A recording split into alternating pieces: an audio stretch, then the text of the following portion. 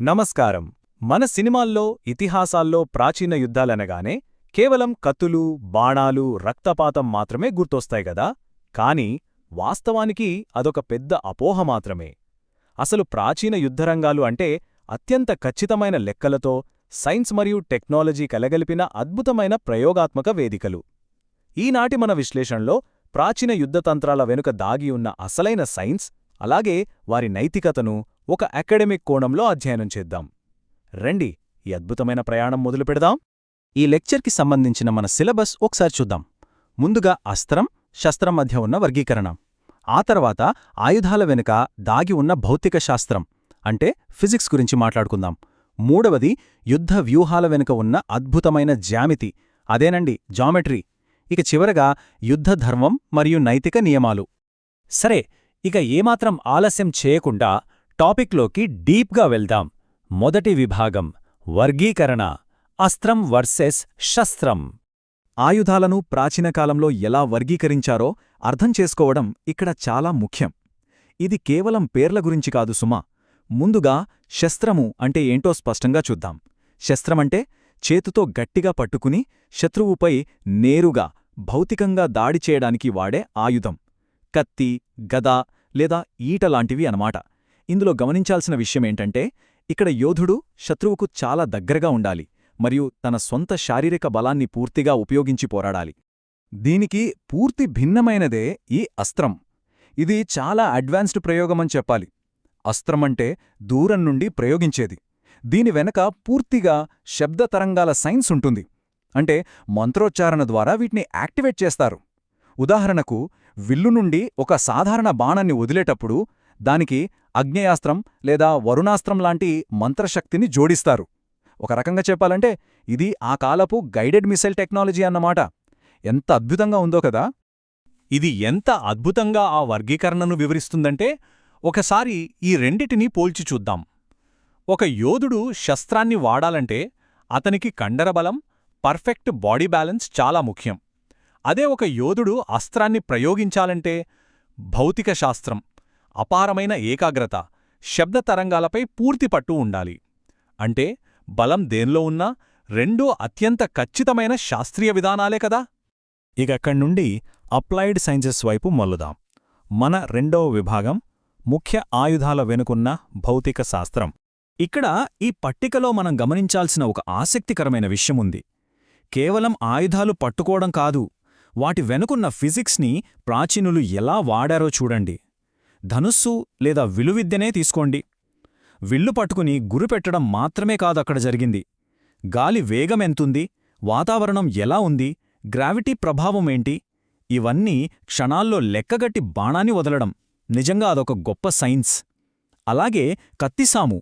కత్తి పరాక్రమానికి గుర్తనుకుంటాం, కానీ దానికి exact body balance, martial arts skills ఉండాలి. ఇక గద. భీముడు, దుర్యోధనుడు వాడిన ఈ ఆయుధం కేవలం కండబలానికి మాత్రమే కాదు, ఎదుటివాడి కదలికలను అంచనా వేసే అద్భుతమైన కాంబాట్ టాక్టిక్స్కు ప్రతీక. కేవలం భౌతిక బలం మాత్రమే ఉంటే యుద్ధాలు గెలిచేస్తారా? ఖచ్చితంగా కాదు. అందుకే మన మూడవ విభాగంలోకి వెళ్దాం. యుద్ధ వ్యూహాల జామితి మరియు వాటి వెనుకున్న లాజిక్. ఇక్కడ మనమందరం ఒక ఆసక్తికరమైన ప్రశ్న వేసుకోవాలి.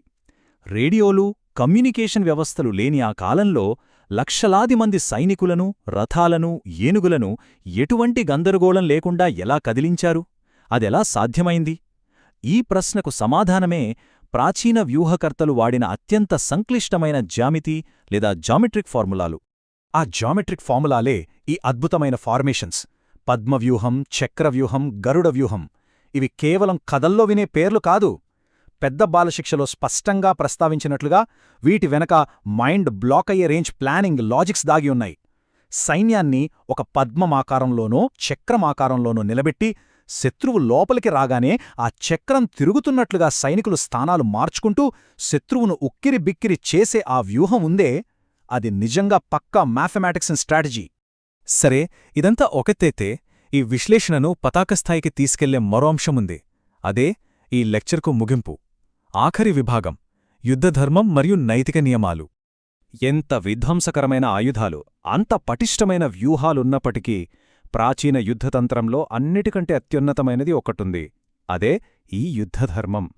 ప్రాచీన కాలంలో యుద్ధమంటే కేవలం శత్రువుల తలలు నరకడం కాదు సుమా, అదొక కఠినమైన క్రమశిక్షణ. సైనిక బలమెంత ఉన్నా నైతికత లేకపోతే ఆ బలం దండగా అని మనవాళ్లు గట్టిగా నమ్మారు. ఈ ఎకడమిక్ అధ్యయనంలో మనం అసలు మిస్ అవ్వకూడని పాయింట్ ఇదే. ఇక్కడ ఉన్న ఈ సూత్రాన్ని గమనించండి. ఆయుధం చేతిలో లేనివాడిపై, యుద్ధం నుండి పారిపోతున్న వాడిపై ఎప్పటికీ దాడి చెయ్యకూడదు. శత్రువు ఓడిపోయినా లేదా నిస్సహాయ స్థితిలో ఉన్నా కూడా వారి పట్ల ఎంతో గౌరవంగా, నైతికంగా వ్యవహరించే పద్ధతి ఇది.